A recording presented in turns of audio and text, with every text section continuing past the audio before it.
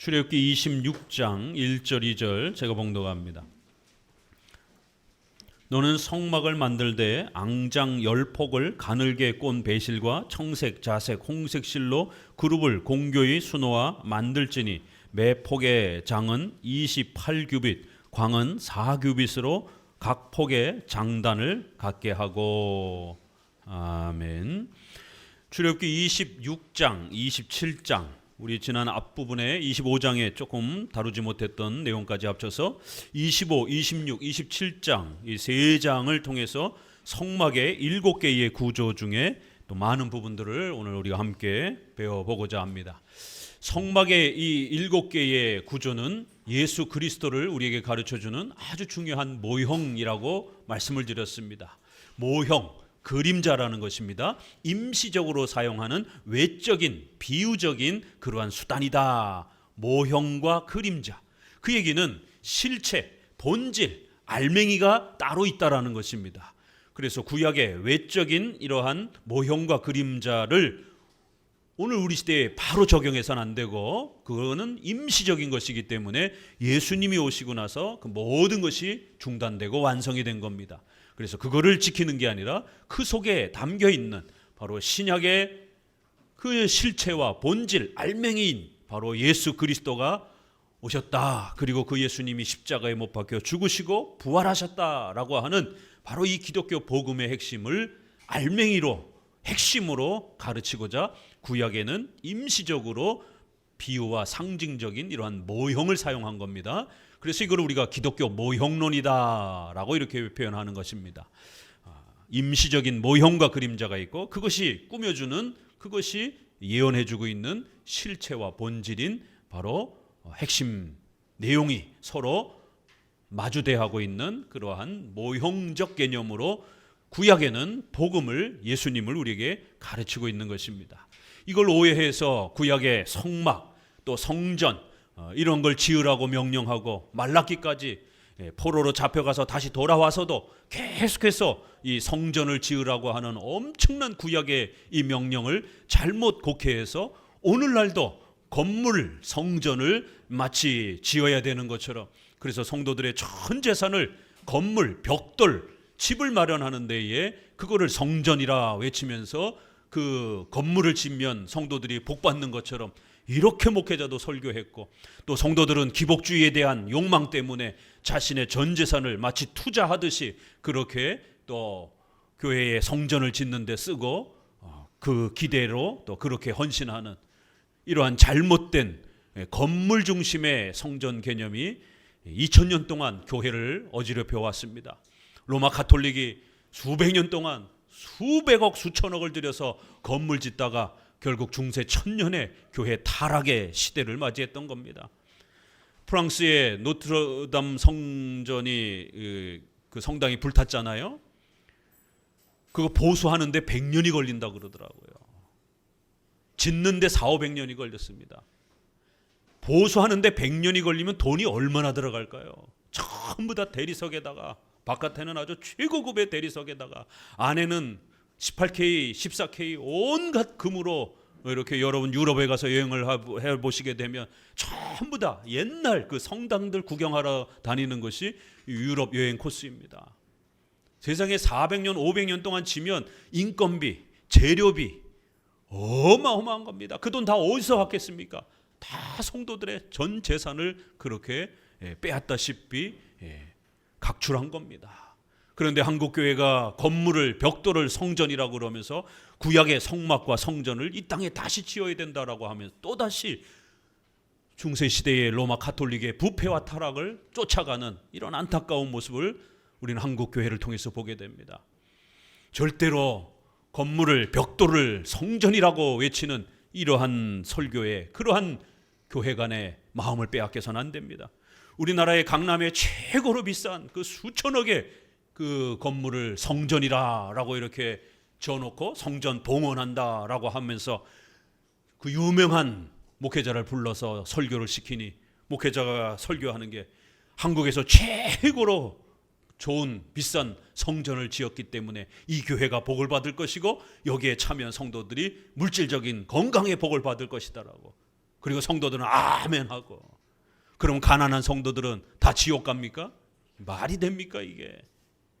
그렇게 건물 짓기 경쟁하다가 유럽이 쫙딱 망했고 그 건물들이 다 텅텅 비고, 그리고는 미국으로 넘어갔다가 미국의 그 유리로 지은 그 어마어마한 화려한 그 교회가 붐이 일렀고, 그래서 한국에도 관공서들이 유리로 짓는 이러한 유행도 벌어졌지만 교회도 유리로 지으면서 냉난방비가 폭등을 하는, 그다 미국에 가서 벤치마킹 해갖고 와가지고는 그렇게 한국의 유리교회를 또 한동안 짓다가 이렇게 또 유행이 지나갔습니다. 그 미국의 그 수천 명, 수만 명을 그렇게 자석을 마련했던 그 엄청난 교회들 텅텅 비고 이단들한테 팔려 넘어가고. 성도들이 성전입니다. 건물이 성전이 아니라 성도들이 성전인 것입니다. 자, 7개의 이 성막, 성전의 핵심 요소, 예수님을 가르치는 소중한 이 내용 기억해 봅시다. 유일하게 동쪽에 문이 나 있습니다. 유일하게 문 하나만 동쪽에 문이 나 있습니다. 그리로만 들어가야만이 하나님께 예배드리고 제사할 수 있습니다. 유일한 문. 들어가서 처음에 번제단이 있습니다. 우리 대신 죄를 짊어지고 그 짐승에게 그 모든 죄를 전가시켜서 짐승을 하나님께 바치듯이 희생 제물로 불태웁니다. 번제단이 있습니다. 짐승을 태우는 번제단이 있습니다. 제단이 있습니다. 자, 짐승을 잡고 그렇게 만졌으니 손이 더러워졌죠. 그 다음엔 물두멍, 커다란 물 대야 그릇이 있어서 제사장들이 성소에 들어가기 전에 씻습니다. 우리의 모든 죄를 씻는다라고 하는 이런 또 의미를 물두멍을 통해서 가르칩니다. 자, 그리고는 이제 성소와 지성소, 지금까지는 뜰입니다. 성막의 뜰입니다. 뜰을 지나서 이제 본격적으로 성소로 들어갑니다. 성소에는 3가지가 있습니다.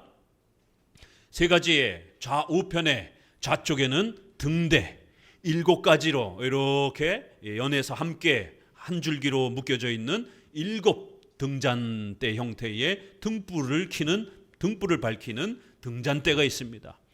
예수님이 빛이시다, 온 세상의 어둠을 밝히는 빛이다 라고 이렇게 또 연결을 합니다.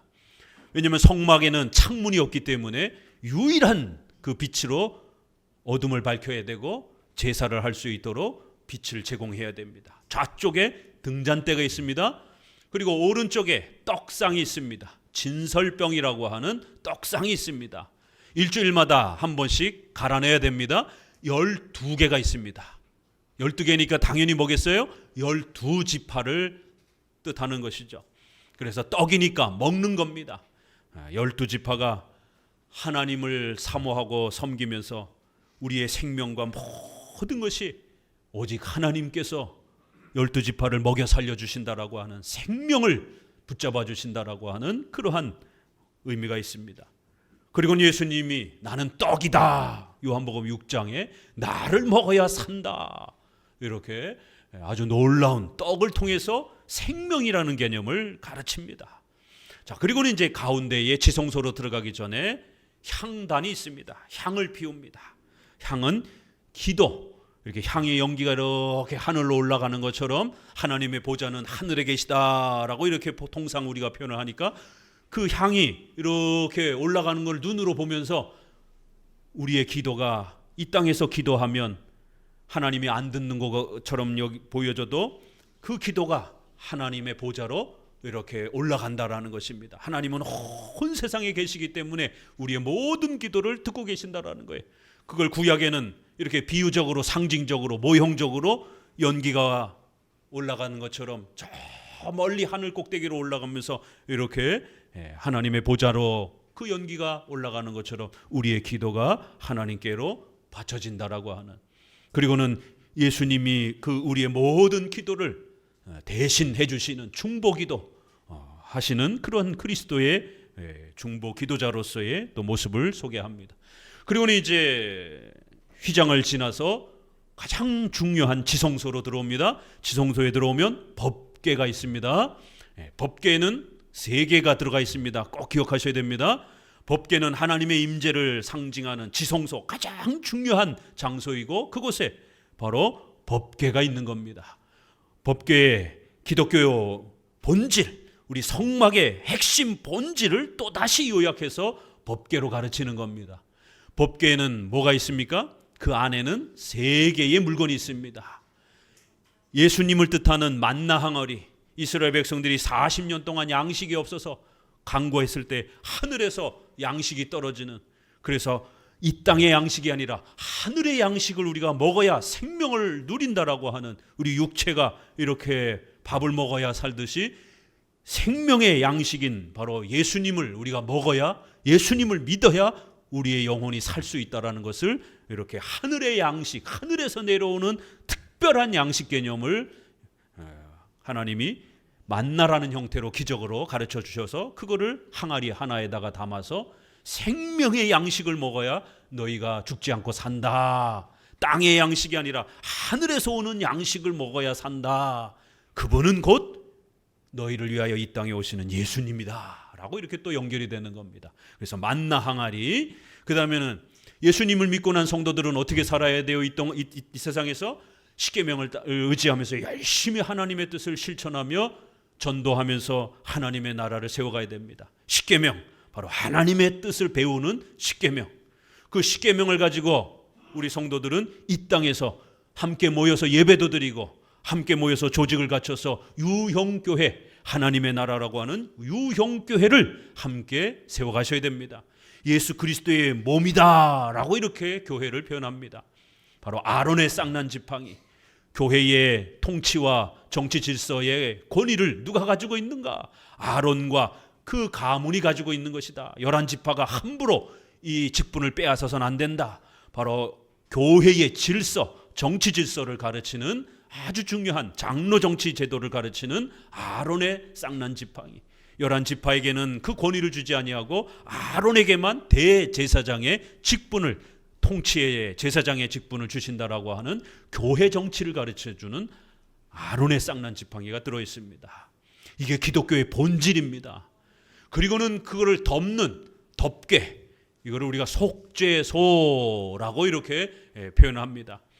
하나님의 보좌를 나타내기 때문에 천사가 그 덮개 위에 날개로 양쪽 편에서 그 덮개를 가리우는 모습으로 이렇게 또 조각을 해놨습니다. 이제 성전으로 가게 되면 아예 큰 천사를 조각으로 세워가지고 그 법궤 앞에 천사가 보좌를 지키는 것처럼 천사 2개를 커다란 조각상으로 그렇게 문지기처럼 또 법궤 앞에다가 또 그렇게 조각상을 만들어 놓기도 합니다.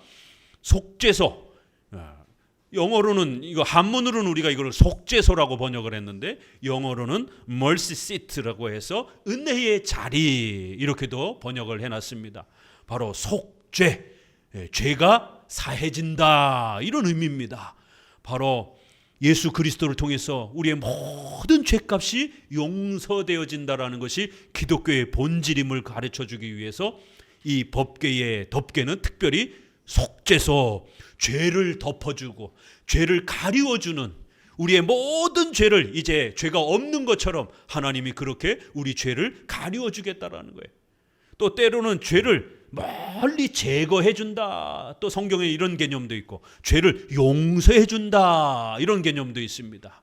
그리하여 출애굽기 13장 13절에는 대속한다 이러한 또 표현이 있습니다. 우리 대신 예수님이 죽으신다, 희생하신다 이런 대속 개념도 있습니다. 또 출애굽기 6장 6절에는 너희를 구속해줬다, 값을 치르고 노예를 사오듯이 우리의 모든 죄값을 치르고 지옥에서 우리를 끄집어내 주셨다, 천국으로 그렇게 사오셨다, 값을 치르고 사왔다, 속량, 속죄, 구속, 이렇게 구원 이렇게 표현합니다. 우리 한글로는 그냥 다 이렇게 막 자유롭게 번역을 합니다. 히브리어로는 조금씩 다른데 속죄, 구속, 구원, 대속, 이렇게 구속 이런 다양한 단어를 통해서 우리의 죄가 덮어진다, 제거된다, 용서된다, 가리워진다, 우리의 죄값을 대신 치르셨다. 이런 표현들을 통하여 기독교란 무엇이라고요? 부자가 되는 걸 가르쳐 주는 게 아닙니다. 기복주의를 한국 교회는 복음으로 80% 이상의 교회들이 80-90% 교회가 한국의 대형 교회를 중심으로 해서 기복주의를 외칩니다. 이건 복음이 아닙니다. 잘 살게 해줄 테니까 교회에다가 헌금 많이 하라는 거예요. 이건 복음이 아닙니다. 불교에도 타종교에도 잘 살게 해줄 테니까, 병 치료해 줄 테니까 돈 많이 시주하라는 거예요. 세상 종교도 그렇게 가르칩니다. 기복주의는 복음이 아닙니다. 방언하고 신비 체험하고 환상을 듣고 떼굴떼굴 굴러다니고 이런 신사도 운동하는 이상한 체험을 경험해 주겠다라고 하는 이러한 신비주의는 복음이 아닙니다. 욕망에 빠져 있는 성도들에게 온갖 그러한 세속적 욕망을 자극하는, 감정적인 그러한 흐느낌과 눈물을 가득 부어주는, 그리고는 잠시의 위로적 종교적 위로만 주는 것이에요. 성도들은 문을 나가면서 오늘 뭘 배웠는지 아무것도 기억나지 않습니다. 그저 시컷 노래하다가 감정적으로 흥분했다가 그냥 돌아가는 것이, 일상생활로 돌아가면 하나님이 누군지, 예수님이 누군지, 하나님이 나와 동행하시는지, 하나님이 내 이 어려움을 도와주실 것인지 아무런 확신도 없어요. 내가 구원을 받을 것인지 아무런 확신도 제대로 유지하지 못합니다. 왜요? 성경을 안 가르쳤기 때문에. 성경에서 가르치는 이 성막과 이 성전을 통해서 건물 벽돌을 지으라고 성도들 돈을 요구하는 것이 아니라, 우리 함께 이 성막과 성전의 이 모형, 그림자, 예수 그리스도께서 어떻게 우리를 위해서 죽으시는지, 예수님이 이 땅에 오셔서 얼마나 낮고 천한 그 모욕을 받아주셨는지, 그 모욕과 처참한 그 조롱이 우리의 죄를 대신 갚는, 우리가 받아야 될 지옥의 영원한 형벌을 대신 감당하셔서 우리를 의인의 신분으로 바꾸어주는 이 위대한 희생임을 가르쳐줘야 되는 것입니다. 오늘 우리 성막의 이 7개의 구조 꼭 기억하시면서 지난번 법궤를 소개해드렸고, 자, 오늘 25장 23절 떡상을 한번 진설병을 배워보도록 합니다.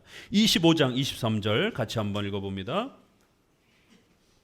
너는 조각목으로 상을 만들되 장이 2규빗, 광이 1규빗, 고가 1규빗 정금으로 싸고 주위에 금태를 두르고 그 사면에 손바닥 넓이만한 턱을 만들고 그 턱 주위에 금으로 태를 만들고, 오른쪽에 떡상이 있습니다. 떡 12개를 이렇게 올려놔야 되는 상이 있습니다. 길이는 약 한 90cm, 1m 정도 되고 높이는 한 70cm 정도 되는 작은 떡상이 있습니다. 12개의 떡을 일주일마다 이렇게 한 번씩 갈아줘야 됩니다.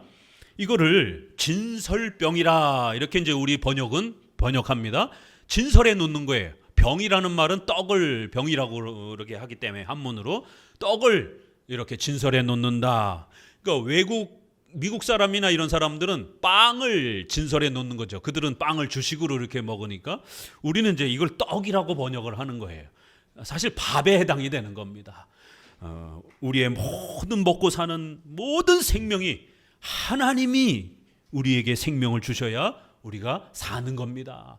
이 떡을 이제 새 것으로 바꾸고 옛날 떡을 제사장이 먹는 겁니다. 그래야 하나님 앞에 나아가서 죄인들이 하나님 앞에 절대로 나아갈 수 없지만 이제 하나님께 나아가게 되었고, 하나님 앞에서 그 잔치상의 떡을 먹는 거예요. 하나님 앞에 초대되었다라고 하는 그러한 의미를 가르쳐 줍니다. 그래야 하나님이 우리의 생명과 삶 전체를 선물로 주시고 매일 순간순간 우리의 생명을 붙잡아 주신다라고 하는 이러한 의미를 소개합니다. 밥을 먹어야 살 수 있는 것처럼 하나님이 우리를 도와주셔야 우리 성도들은 사는 겁니다. 하나님이 생명을 연장시켜 주지 않으면 여러분 단 한순간도 1분 1초도 살 수 없습니다. 여러분 자가용 타고 또 이렇게 교통편으로 오셨을 것입니다. 차 운전하다 보면 0.1초만 잘못 집중 못해도 순간 사고가 납니다. 또 요즘에는 젊은 친구들도 급사가 많습니다. 쿠팡이라든가 이런 데 더운 여름에 일하다가 급사, 심장이 멎어가지고 급사하잖아요. 또 열사병으로 일하다가 그냥 갑자기 그냥 열기에 파고 들어가면서 쓰러져서 죽는 겁니다. 하나님이 우리의 이 모든 세포와 피의 흐름과 뇌의 이 건강함을 유지시켜 주지 않으면 우리의 이 주변의 많은 열악한 환경 때문에, 보이지도 않는 작은 그 코로나 세포 때문에, 병균 때문에 사람들이 죽어나가는 거예요. 밥을 먹어야 살듯이 하나님이 우리에게 생명을 주셔야, 생명을 유지시켜 주셔야 우리가 하루도 살아갈 수 있는 겁니다. 아침에 내일 아침 되면 당연히 일어나는 게 아닙니다. 내일 아침에 눈 뜨지 못하는 수많은 사람들도 있습니다. 중환자실에 가게 되면 제발 하루만 더 연장시켜달라고 간곡히 부탁하는 사람들이 얼마나 많습니까?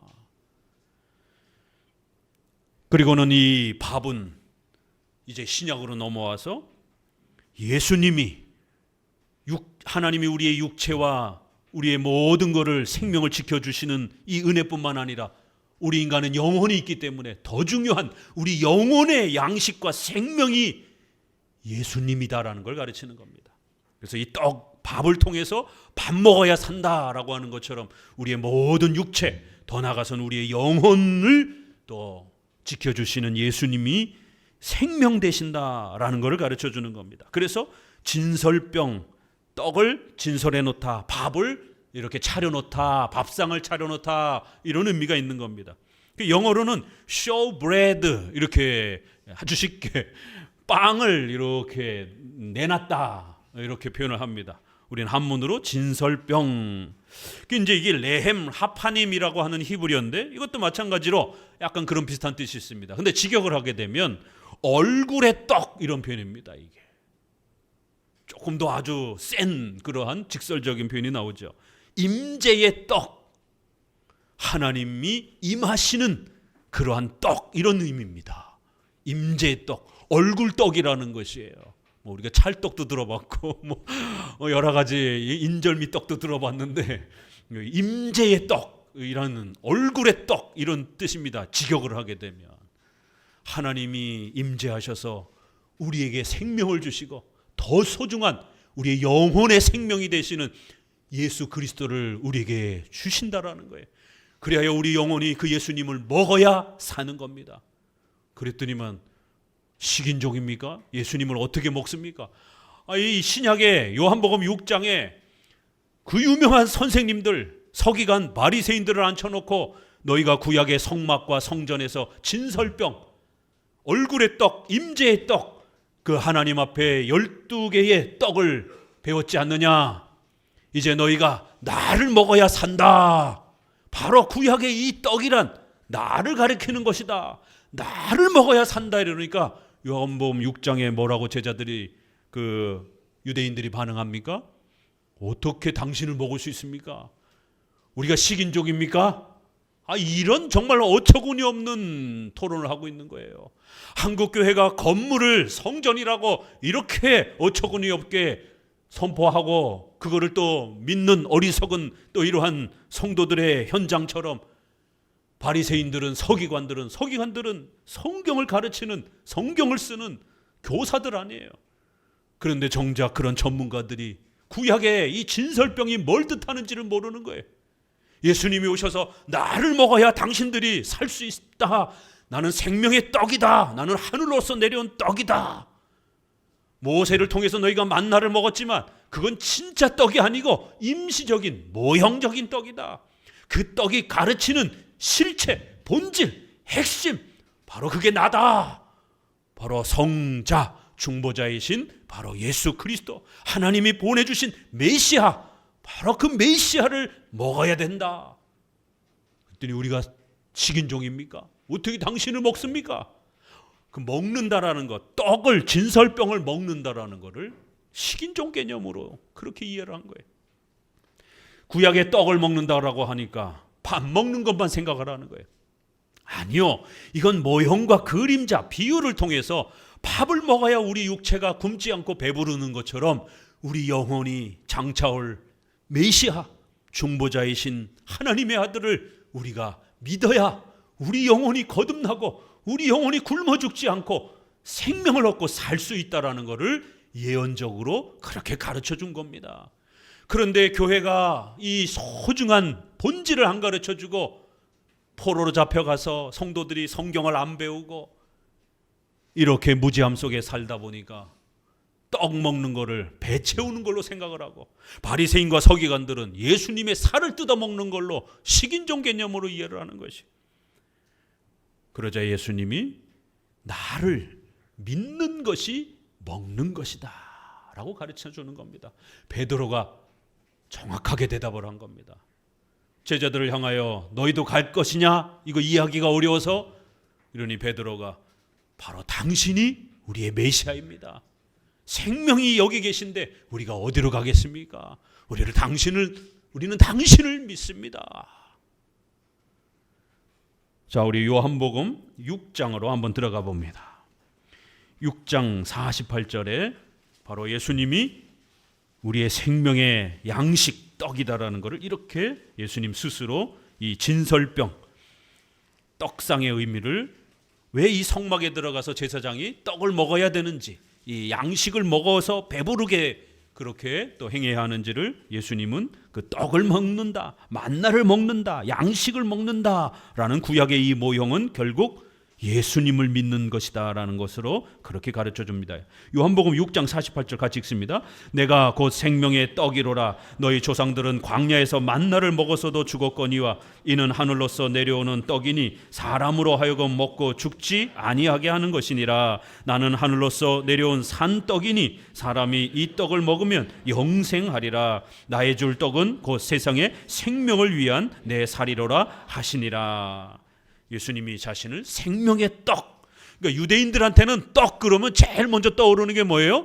이 진설병, 그 다음에 만나, 이 두 개가 바로 양식을 가르쳐주는 구약의 모형이었기 때문에 그렇습니다. 이거는 배를 채운다 이런 뜻이 아니라 장차 올 영혼의 생명을 채운다라는 의미를 모형적으로 그렇게 가르쳐줬던 겁니다. 결국 구약의 만나를 먹었어도 수많은 사람들이 죽어나가는 거예요. 왜요? 그걸 배 채우는 걸로 생각을 하는 겁니다. 성막의 이 떡을 그냥 배 채우는 걸로 생각을 하는 거예요. 그러면 죽는 거예요. 영혼이 죽는 겁니다. 그걸 통해서 생명 되시는 장차 메시아가 올 것이고, 그 메시아를 우리가 믿어야 우리 영혼이 배부르듯이 우리 영혼이 살 것이다, 이걸 믿어야 되는 겁니다. 그래서 구약에도 이걸 믿는 자들은 살았지만 외적인 떡만 먹는 것만 생각했던 사람들은 영혼이 구원받지 못하고 죽었다라는 거예요. 그러니 이제 하늘로서 내려오는 산떡, 생명의 떡을 너희가 먹으라는 거예요. 예수님을 믿으라는 겁니다. 그러면 너희가 영생을 누리게 될 거라는 거예요. 생명을 얻을 것이다 라고 이렇게 이 떡상은 우리의 모든 생명을 지켜주시는 하나님의 은혜를 가르칠 뿐만 아니라 더 나아가 우리의 영혼의 생명이 되시는 예수 그리스도의 또 모습을 또 이렇게도 떡으로, 밥으로 이렇게 모형으로 가르쳐 준 겁니다. 25장 31절 같이 읽어봅니다. 너는 정금 등대를 쳐서 만들되 그 밑판 줄기와 잔과 꽃받침과 꽃을 한 덩이로 연하게 하고, 32절 가지 6을 등대 곁에서 나오게 하되 그 세 가지는 이편 가지에 살구꽃 형상 잔 셋과 꽃받침 꽃이 있게 하고, 저편 가지에도 살구꽃 형상의 꽃이 있게 하여 등대에서 나온 6가지를 갖게 할지며. 다 소개하지는 못합니다. 그 자세한 내용들은 이제 구체적 그 표현들은 여러분들이 직접 읽어보시고요. 핵심만 여러분에게 소개해드립니다. 자, 이제 오른쪽에 떡상이 있었고 이제 왼쪽에는 등대가 있습니다. 여러분 카톡을 통해서도 소개해드렸고 인터넷에도 쳐보면 성막의 이 도구들을 쳐보면 모형으로 이렇게 많이 소개해주고 있습니다. 한 가지로 이렇게 연결되어서 7개가 이렇게 가지가 되어 있는 받침이 있는 촛불을 거기다가 이렇게 불을 이렇게 밝힐 수 있는 등잔대가 있습니다. 등잔대를 만들어라. 자, 7자가 나오면 긴장해야 됩니다. 성경에서 숫자가 나오면 긴장해야 됩니다. 이거를 막 상상적으로 해석하게 되면 시한부 종말론에 빠집니다. 요한계시록에는 많은 숫자들이 나오기 때문에 신천지라든가 대부분의 이 시한부 종말론자들이 성도들이 이 숫자를 어떻게 조합해야 되는지를 잘 모르다 보니까 이 숫자를 막 어거지로 막 장난으로 막 꾸며가지고는 막 재림 날짜를 계산을 하고 1998년인가요? 예수님 오신다고 휴거 날짜와 장소 계산해가지고 얼마나 한국교회를 떠들썩하게 만들었습니까? 다 틀렸잖아요. 그렇게 막 숫자를 함부로 막 조합하면 안 됩니다. 모형 개념에서 성경이 설명하고 있는 그 숫자의 의미를 쫓아가야 되고, 또 구약과 신약 전체에서 이스라엘 백성들이 그들의 문화 속에서 이 숫자를 어떻게 사용하는지를 또 쫓아가면서 이해해야 되는 겁니다. 우리는 사자를 싫어하지만 우리는 한문에 죽을 사자가 있기 때문에 그 죽음과 단어가 연결이 되다 보니까 사자를 싫어해요. 그래서 4층, 4동 이런 것도 아파트 구입할 때 사람들이 싫어합니다. 엘리베이터도 4층이 없잖아요. F라든가 이렇게 다른 숫자로 표현해 놓을 정도로 사람들이 사자를 무지무지 싫어합니다. 그러나 이스라엘 백성들은 사자를 엄청 좋아합니다. 왜요? 사방이라는 뜻이거든요. 동서남북 온 세상을 하나님이 지배하셔서 우리를 도와주신다라고 하는 하나님의 전지전능함을 숫자로 표현할 때 사자로 표현해요. 그 다음에 또 좋아하는 숫자가 7자입니다. 왜요? 창세기 보게 되면 6일에 사람을 만드시고 7일째 하나님이 안식하시면서 온 창조를 완성하시다. 그래서 완전 숫자, 최고의 거룩한 숫자, 이런 개념으로 7자가 어느 것 하나 부족함 없이 완벽한 하나님의 통치와 다스림, 이런 하나님의 주권, 이런 거를 가르치는 또 숫자입니다. 그래서 4자와 7자는 하나님의 전능하심을 이렇게 숫자로 표현할 때 주로 사용을 합니다. 이스라엘 백성들은 무슨 숫자를 싫어할까요? 6자를 싫어합니다. 6자는 사람이 창조된 날이고 그 사람이 타락해가지고 인류가 범죄하게 된 인간의 창조, 타락, 범죄, 이게 이제 인간의 태어난 날이 6일이었기 때문에 6자를 엄청 싫어합니다. 그래서 사탄의 상징을 666으로 이렇게 표현하는 겁니다. 바코드에 6자가 3개 있다고 해가지고 그 바코드 받으면 지옥 간다. 지금 다 바코드로 사용하는데요. 이 바코드가 처음 나왔을 때 저도 그 라면 봉지 들고 다니면서 전도했습니다. 이 시한부족론자들이, 그렇게 목회자들이, 부흥사들이 그런 식으로 엉뚱하게 가르쳐놔가지고 그거를 믿고 바코드 받으면 지옥 갑니다. 절대 바코드 사용하면 안 됩니다. 아니, 예수님을 안 믿으면 지옥 갑니다. 이렇게 전도를 해야지. 바코드 사용하고 바코드 찍으면 지옥 갑니다. 이렇게 전도를 했다니까요. 그러고 나서는 몇 년 있다가 군대 갔다 오고 나니까 전부 다 바코드로 바뀌었어요. 컴퓨터를 사용을 하기 시작합니다. 교회에서 홈페이지 컴퓨터 사용하면 지옥 간다고 그랬습니다. 왜요? 그 바코드를 사용해야 되니까. 그렇게 설교한 목회자들이 수두룩합니다. 한국교회 70-80%가. 왜요? 세대주의, 이런 신사도 운동에 빠져가지고. 몇 년 뒤에 전부 다 바코드 사용하고 컴퓨터 사용하고 홈페이지 다 사용하고 목회자가 조롱을 받는 겁니다. 목회자의 설교가 이렇게 잘못 해석하게 되면 세상으로부터 조롱을 받는 거예요. 정확하게 모형과 그림자의 의미를 신약과 또 구약의 그런 전체 역사 배경을 통해 가지고 해석해야 틀리지 않는 것이지, 이거를 막 상상의 나래를 해가지고 목회자가 자기 마음대로 해석해서 적용하게 되면 그 나중에 틀리면 어떡합니까? 그리고 또 다시 또 적용해요. 그럼 목사님 지난번에도 날짜 틀렸는데, 이런 일이 벌어지게 되는 겁니다. 아무도 그때는 이제 안 믿게 되는 거예요. 자, 반드시 7자가 나오게 되면 완전수의 개념입니다. 또 6자는 이렇게 인간의 죄, 타락, 그렇기 때문에 사탄을 상징하는 것처럼 또 이렇게 표현하기도 하고요. 자, 유일한 빛, 어둠을 내쫓는 빛, 이런 개념이 사용되어지는 겁니다. 요한복음 우리 계속해서 또 읽어봅니다. 8장 12절입니다. 요한복음 8장 12절에는 예수님께서 자신이 빛이다 라고 이렇게 가르칩니다. 8장 12절 예수께서 또 말씀하여 이르시되 나는 세상의 빛이니 나를 따르는 자는 어둠에 다니지 아니하고 생명의 빛을 얻으리라. 이렇게 생명의 빛, 외형으로는 어둠을 밝히는 이러한 촛불이나 이런 등을 통해서 어둠을 밝히는 빛을 구약에는 모형으로 가르쳐 준 겁니다. 우리 육체의 빛을 가르쳐 준 거예요. 그러나 그거는 외적인 모형이고 그걸 통해서 진짜 핵심을 가르치는 건 뭐예요? 우리의 영혼의 빛이 있다라는 겁니다. 이 땅에 많은 불신자들은 영혼이 캄캄한 어둠 속에 살아간다라는 거예요. 하나님이 어디 있느냐고 떠듭니다. 예수님이 어디 있느냐고 거부합니다. 요즘에는 최근에 유튜브에 쇼츠라든가 이런 데 보니까 하나님이 어디 있느냐, 신은 없다, 성경은 절대 믿을 수 없다, 이런 쇼츠들이 돌아다니더라고요.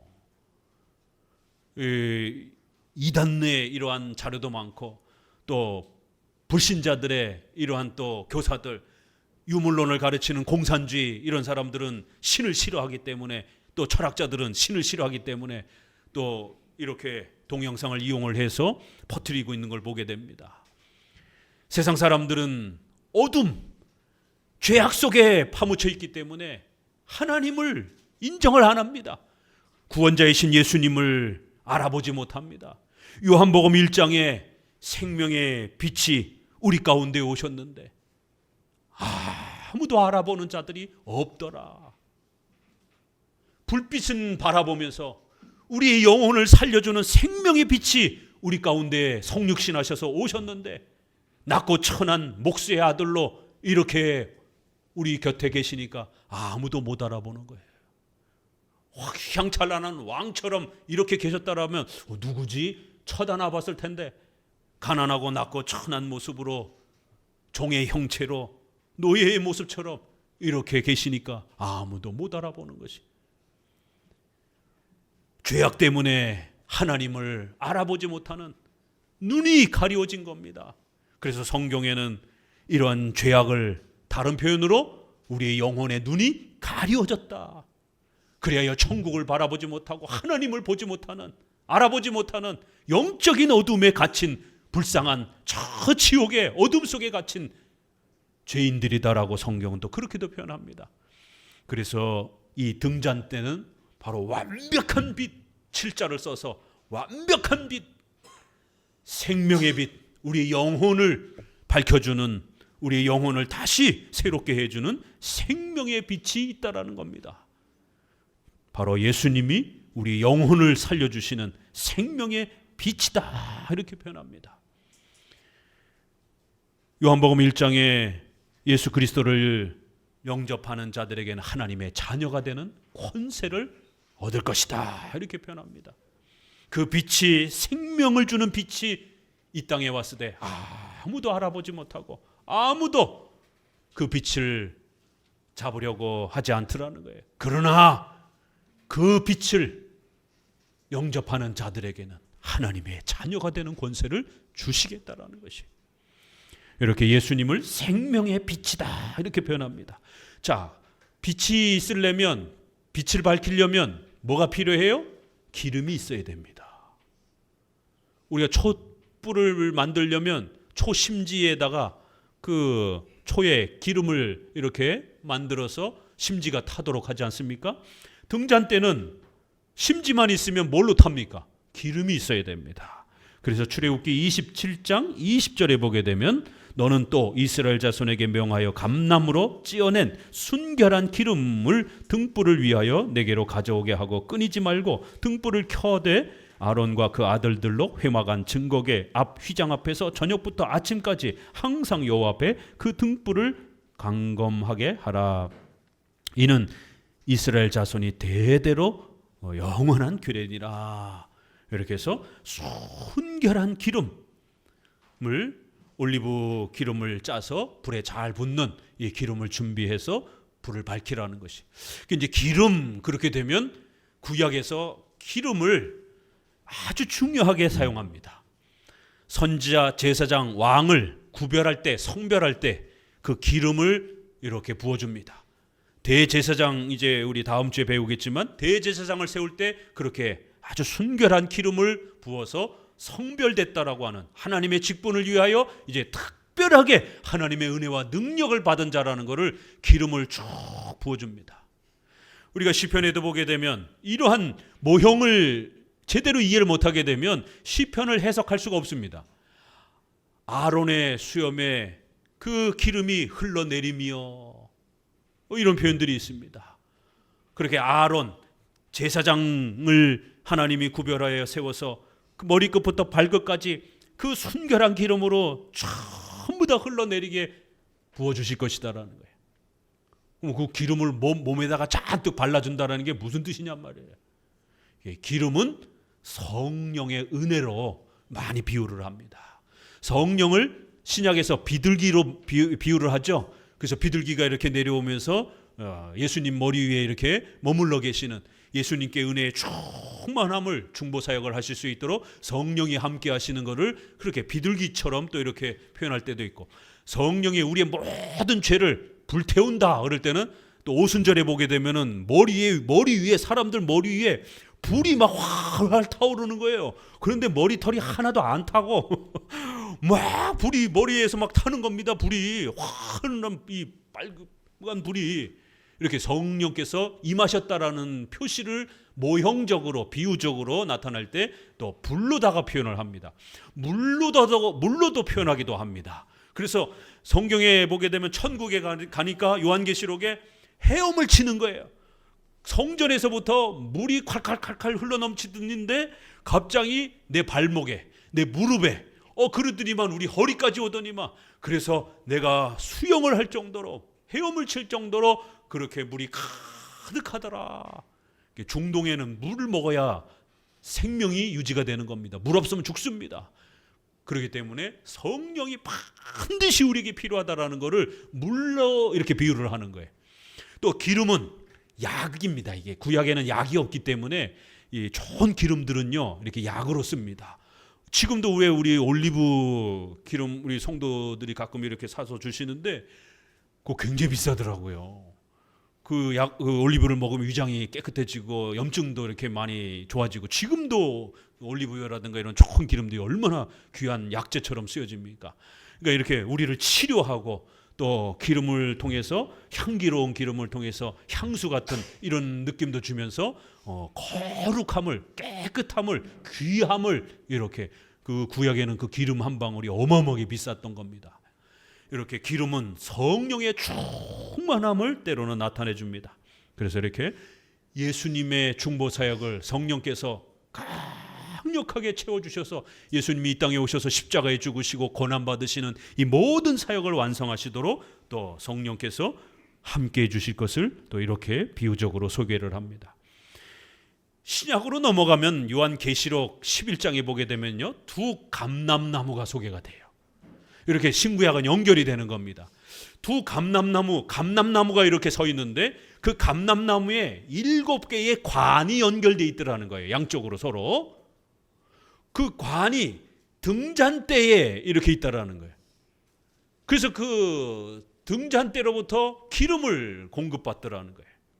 또 스가랴서에는 요 내용이 그대로 또 거기에도 보니까 등잔대가 있고 등잔대로부터 기름을 공급받는 장면이 나옵니다. 그래서 신약에는 두 증인이 복음을 전도하다가 순교하고 죽습니다. 수룹바벨과 예수아를 바로 그렇게 구약의 스가랴에서 포로에서 돌아왔던 한 분은 장로 역할을 하고 한 분은 제사장 역할을 하는 구약의 아주 중요한 지도자로 소개가 되고, 예수아, 여호수아라고도 표현하는 예수아는 장차 올 예수님을 또 이렇게 모형적으로 가르쳐 줍니다. 그래서 두 증인으로 또 때로는 성도의 이러한 복음 전도의 사역으로, 그래서 그 관을 통해서 끊임없이 기름을 공급받으면서 성령 충만함을 공급받는, 이렇게 아이들 가르치듯이 아주 비유적으로 모형적으로 쉽게 설명을 하는 겁니다. 자, 또 넘어가 봅니다. 26장 1절 읽습니다. 너는 성막을 만들되 앙장 열폭을 가늘게 꼰 배실과 청색, 자색, 홍색 실로 그룹을 공교히 수놓아 만들지니 매폭의 장은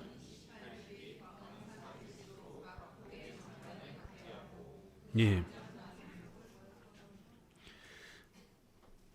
성막을 만들어라. 성막을 만들라 이렇게 번역이 돼가지고 지금 우리가 처음부터 지금 성막을 지금 만드는 내용인데 왜 갑자기 또 여기서 성막을 또 만들라는 말은 이건 뭔가 이제 원문을 조금 보고 이렇게 하면 이 표현은 이 소의 지성소의 외벽을 덮는 덮개를 만들라 커버를 말하는 거예요. 우리 번역은 그냥 전체도 성막 여기도 성막 이렇게 그냥 통합해서 번역을 해나가서 헷갈리는데 이거는 지성소와 성소를 덮는 외부의 덮개를 말하는 겁니다. 커버를 만들라. 그런데 4개의 천으로 그 바깥에를 덮으라는 거예요. 하나도 아니고 4개로 덮으라는 겁니다. 이것도 예수님의 중보 사역과 연결이 되어 있는 것입니다.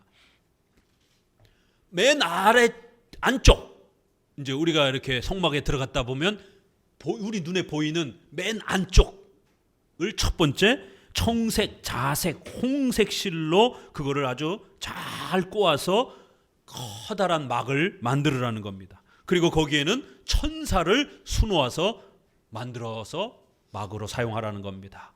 3가지 색깔.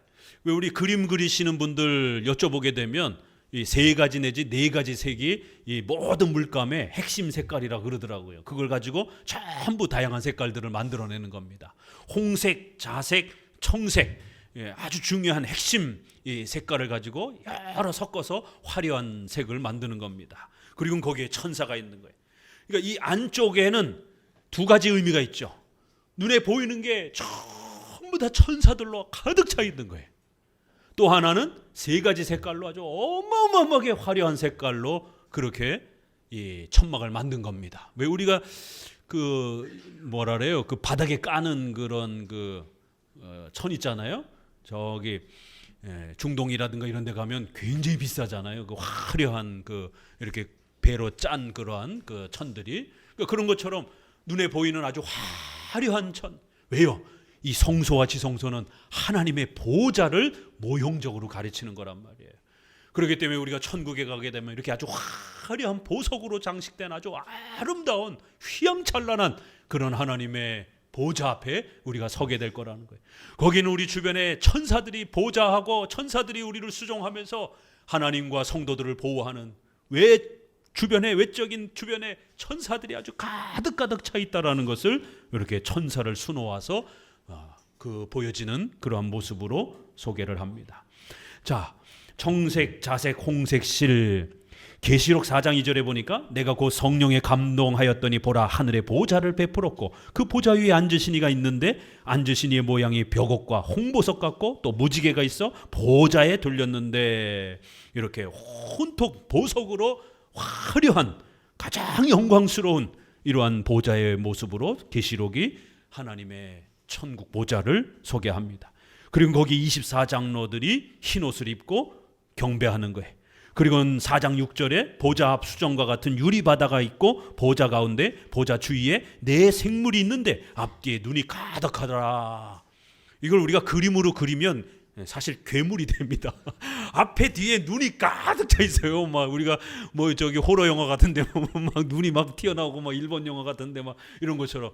근데 4 생물, 사자, 독수리, 다니엘서도 사용하고 계시록에도 사용하고 이렇게 아주 가장 무서운 동물, 이렇게 힘 있는 동물을 모형적, 비유적으로 소개하면서 하나님의 보좌를 지키는 천사의 모습으로 그리고 눈이 앞뒤로 가득해요. 온 세상을 다 내려다보고 있다라는 거예요. 집에서 여러분 혼자 뭔 짓 하고 있는지도 천사들이 다 내려다보고 있는 거예요. 계시록에서는요 바퀴 모양으로 또 소개를 합니다. 천사를 큰 바퀴가 있고 그 안에 또 작은 바퀴가 또 있더라는 거예요. 그래서 이 바퀴가 보통 하나라고 돼 있으면 앞으로만 향하잖아요. 우리가 캐리어 생각하시면 되는 거예요. 사방으로 막 움직여 다니는 거야. 안팎으로 좌우로 바퀴가 있어가지고 하나님이 가시고자 하는 대로 이 바퀴가 쫙 따라가더라는 거예요. 근데 바퀴 안에 눈이 가득하더라 이러는 거예요. 또 눈이 번쩍번쩍 하면서 이게 하나님의 섭리, 온 세상을 다 보고 있다 이런 거를 비유적으로 이렇게 모형적으로 가르쳐 주는 겁니다. 이렇게 하나님 보좌 옆에 천사들이 보호하면서 온 세상을 하나님 명령에 순종하기 위해서 전부 다 지켜보고 있는 겁니다. 여러분, 천사가 눈에 안 보인다고 무서워하거나 혼자 있다 생각하지 마시기 바랍니다. 천군 천사가 우리의 이 예배를 지키고 보호하는 겁니다. 성도들을 수종하라고 그렇게 시편에도 명령하고 있습니다. 자, 두 번째 덮개는 어디 있느냐면 7절 같이 읽어봅니다. 그 성막을 덮는 막 곧 앙장을 염소털로 만들되 11폭을 만들지며 이렇게 되어 있습니다. 염소털, 우리 한국에서는 염소가 주로 까만색이에요. 그래서 많은 분들이 이 까만색으로 되어 있는 걸로 착각을 하는데, 저도 이 유대 쪽의 그 풍토와 이거를 좀 전문으로 하시는 분에게, 목사님에게 여쭤보기도 했어요. 전화로 연구하다가 이 중동 쪽에는 흰 염소가 많습니까? 했더니 많다라는 거예요. 오히려 흰 염소가 훨씬 많다라는 거예요. 우리 한국에는 흑염소 이게 유명하잖아요. 요즘에 흑염소 이렇게 엑기스로 내려서 건강을 위해서 먹기도 하고, 요즘에 보신탕 못 먹으니까 흑염소로 또 대신해서 식사를 하기도 하고, 흑염소가 주로 많고 건강에 좋은 걸로 생각하는데 중동에는 흰 염소가 훨씬 많아요.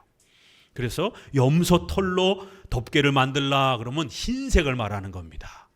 흰색, 그러니까 예수님의 순결함, 죄가 없으신 예수님께서 우리 대신 이 땅에 오셔서 낮고 천한 이 비참한 고통을, 고난을 겪으시고 죽으시는 그런 그리스도의 희생을 비유적으로 모형적으로 가르칩니다. 계시록 1장 13절에 촛대 사이에 인자 같은 이가 발에 끌리는 옷을 입고 가슴에 금띠를 띠고 그 머리와 털의 희기가 흰 양털 같고 눈 같으며, 이렇게 예수님의 머리털이 하얗다라는 거예요.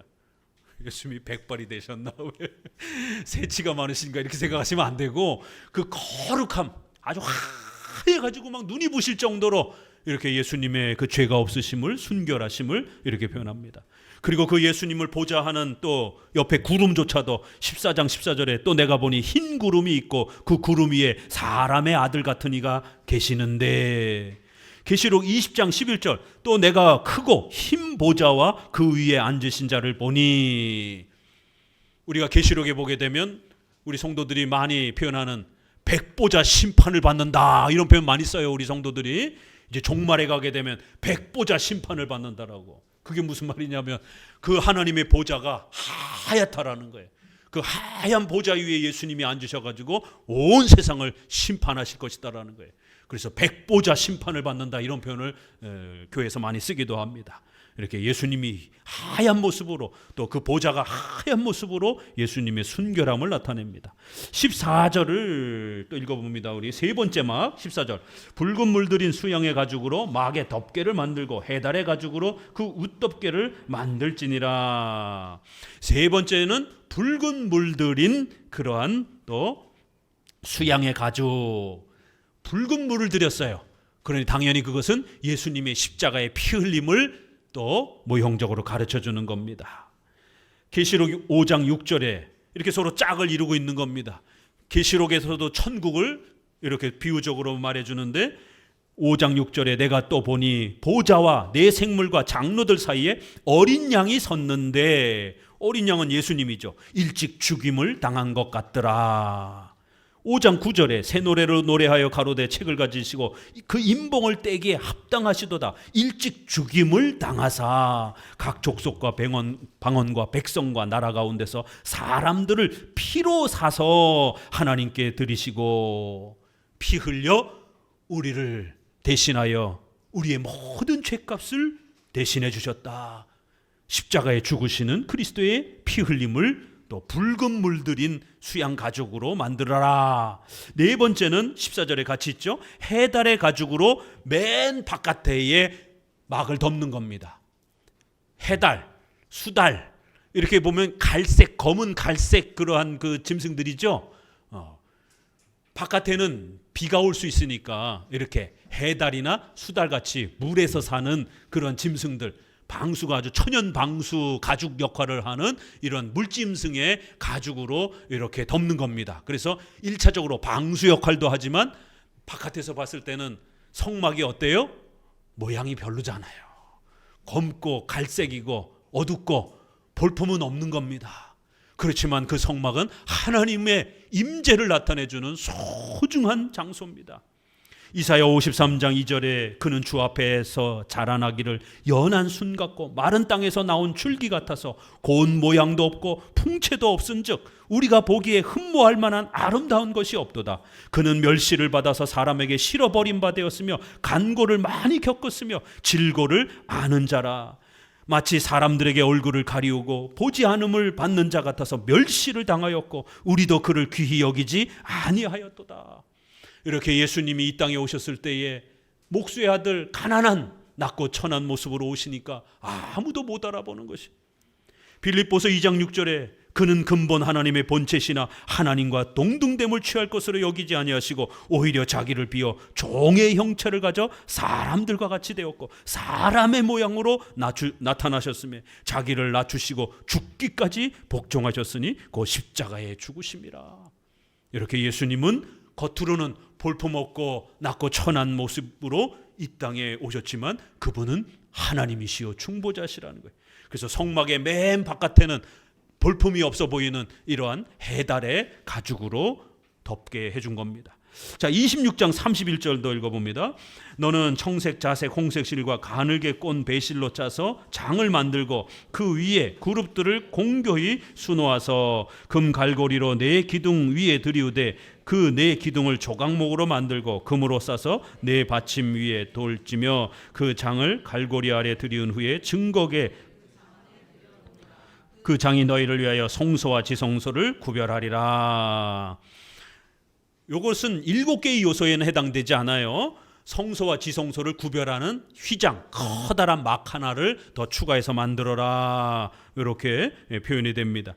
이 휘장이 마태복음 27장 51절에 예수님이 이제 죽으실 때에 크게 소리 지르시고 영혼이 떠나시다. 이에 성소 휘장이 위로부터 아래까지 찢어져 둘이 되고 이렇게 성소의 휘장이 쫙 찢어지면서 이제는 지성소에 누구나 들어갈 수 있는 그러한 길이 열렸다라는 것을 신약에서 표현해 주면서 예수님을 통해서 이제 우리가 하나님께로 누구든지 그 법궤가 있는 지성소로 갈 수 있다라고 하는 것을 소개해 줍니다. 이렇게 휘장은 지성소로 들어가는 것을 가리워주는 하나의 막 역할을 했습니다. 27장 1절을 읽어봅니다. 너는 조각목으로 장이 5규빗, 광이 5규빗의 단을 만들 때 번제단 네모 반듯하게 하며 고는 3규빗으로 하고. 자, 27장 1절에는 번제단, 단을 만들어라 이렇게 표현합니다. 대략 한 2.5m 가로 세로, 그 다음에 높이는 2m가 조금 안 되는 1.5m 정도의 상당히 큰 이제 짐승을 태우는 제단이 있습니다. 그 가운데는 철 그물을 만들어 놓습니다. 그래서 짐승을 그 석쇠 위에다가 이렇게 놓고 밑에서 불을 떼면 이제 짐승이 태워지는 겁니다. 이 번제단은 놋으로 만들고 2절에 그 네 모퉁이 위에 뿔을 만들 때 그 뿔이 그것에 연하게 하고 그 단을 놋으로 쌀찌며. 자, 여러분, 앞에서 다른 물건들은 뭘로 감쌌어요? 아카시아 나무로 이렇게 조각목으로 만들었습니다. 이걸 주로 아카시아 나무라 그래요. 이 나무를 연구하는 분한테 여쭤보면 이게 벌레가 잘 안 먹어요. 독특한 그 향 때문에. 그래서 우리 한글로도 아카시아 나무라고도 이렇게 번역을 해놓은 겁니다. 바깥에는 순금으로 그를 전부 다가 쌌습니다. 왜요? 하나님의 보호자를 뜻하는 거기 때문에 온갖 보석 모습으로 가장 화려하고 가장 거룩하고 영광스러운 모습을 나타내기 위해서 금으로다가 그렇게 싸준 겁니다. 그런데 번제단은 청동으로 감쌌습니다. 왜일까요? 이거 만약 금으로 싸게 되면 불을 떼야 되잖아요. 다 녹아버리는 거죠. 그렇죠? 그렇기 때문에 녹으면 안 되기 때문에 금보다 훨씬 단단한 이 놋으로 청동 형태로 그렇게 만든 겁니다. 또 짐승을 갖다 올려놓고 무게도 견뎌야 되고 그러다 보면은 파손될 수 있기 때문에 더 단단한 놋으로 이렇게 만듭니다. 자, 그런데 이것도 번제단이 희생 제물이 거기서 불태워지는 이러한 모형을 통해서 예수님이 희생 제물이 되셔서 우리 대신 죽으시는 장면도 있지만 또 이 놋으로 만든다라고 하는 이 놋은요, 구약의 심판의 내용으로 많이 쓰여집니다.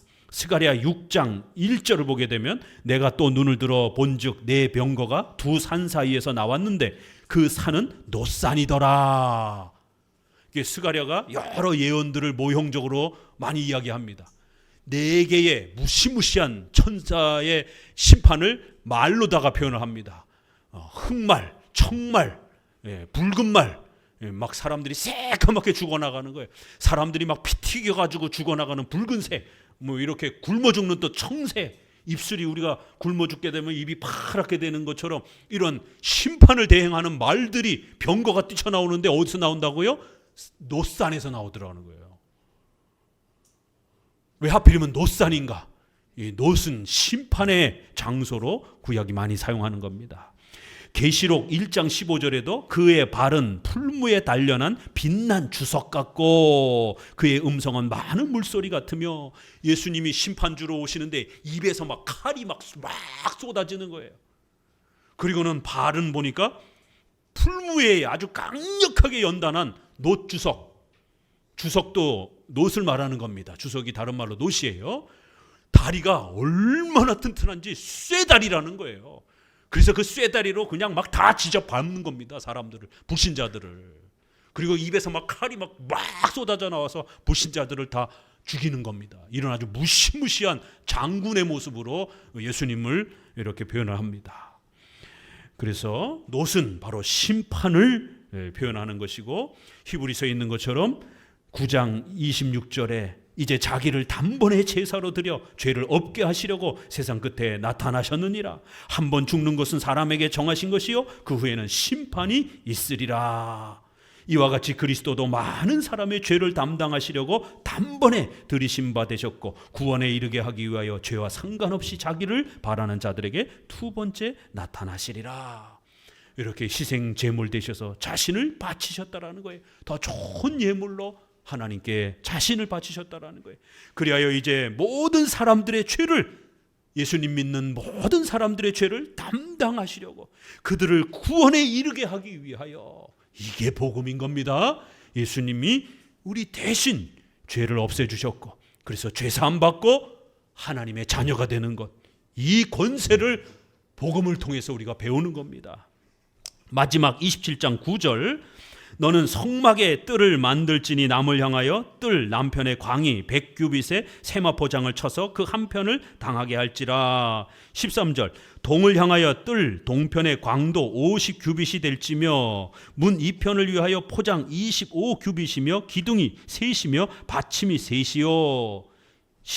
27장 16절, 뜰 문을 위하여 청색, 자색, 홍색 실과 가늘게 꼰 배실로 수노와 짠 20규빗의 장이 있게 할지니 그 기둥이 넷이라. 동쪽으로 유일한 문 하나를 만들으라는 것이에요.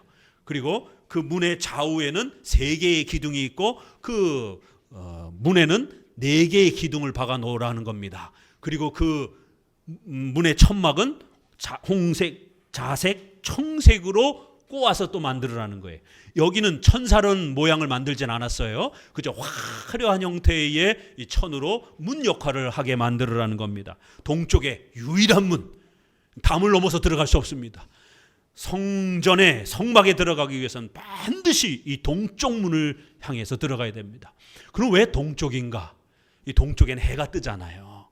그렇기 때문에 고대에서는 이 해가 뜨는, 해가 생명을 주고 곡식을 만들어 주기 때문에 이 해가 뜨는 이 동쪽에 대한 그러한 그 소망이라든가 이런 기대, 이런 것들이 많이 있습니다. 왜 우리가 일반 사람들, 불신자들 1월 1일에 저기 동해안 가가지고 해맞이 하는 것처럼 이 중동 사람들도 동쪽을 굉장히 좋아해요. 그러니까 그런 이제 문화를 사용해서 동쪽에 유일한 문을 하나 만들어 놓은 겁니다. 우리 요한복음 10장 7절 같이 읽습니다. 요한복음 10장 7절 마지막으로 함께 읽어봅니다. 그러므로 예수께서 다시 이르시되 내가 진실로 진실로 너희에게 말하노니 나는 양의 문이라. 나는보다 먼저 온 자는 다 절도요 강도니 양들이 듣지 아니하였느니라. 내가 문이니 누구든지 나로 말미암아 들어가면 구원을 얻고 또는 들어가며 나오며 꼴을 얻으리라. 이렇게 예수님을 믿어야 구원받는다는 것을 유일한 문으로 또 이렇게 모형으로 가르치는 겁니다. 그래서 이 유일한 동쪽 문으로만 들어와야 성소에 들어가서 하나님을 만날 수 있는 것처럼 문이다라고 이렇게 표현하신 예수님을 우리가 믿고 의지해야만이 하나님을 만날 수 있다라는 겁니다. 요한복음 14장 6절에 내가 곧 길이요 진리요 생명이니 나로 말미암지 않고는 아버지께로 올 수 없다. 사도행전 4장 12절 다른 이로서는 구원을 얻을 수 없나니 천하 인간의 구원을 얻을 만한 다른 이름을 우리에게 주신 일이 없음이라. 이렇게 오직 예수님을 믿어야만이 우리가 죄사함 받고 구원받고 하나님의 자녀가 될 수 있다라고 성경은 아주 명확하게 가르칩니다. 그런데 오늘날 WCC, WEA, NCCK 이런 종교 혼합주의 단체가 전 세계에 로마 가톨릭과 하나가 되자라고 하면서 또 내년에 로마 가톨릭 세계 청소년 회의가 있습니다. 여기 또 한국에 많은 기독교가 또 지원하고 참여하려고 지금 준비하고 있습니다. 그리고 2033년에 예수님이 돌아가신 지 AD 33년 그리고 2000년이라는 거예요. 이렇게 또 억지로 또 깨맞추는 거예요. 그래 놓고는 가톨릭과 전 세계의 기독교 개신교가 또 타종교까지 종교가 하나 되자라고 2033 운동을 펼치고 있습니다. 이렇게 종교 혼합주의가 펼쳐지면서 타종교에도 구원이 있다라고 버젓이 떠드는 이런 세상이 되어 있습니다. 그러나 성경은 오직 예수 그리스도만이 길이요 진리요 생명임을 외치고 있습니다. 다른 이로서는 절대로 구원 얻을 수 없다라는 것. 다종교는 전부 다 진리가 아닙니다. 오직 기독교만이 예수 그리스도만이 저와 여러분의 구원자이심을 믿고 지켜가셔야 됩니다. 기도합니다.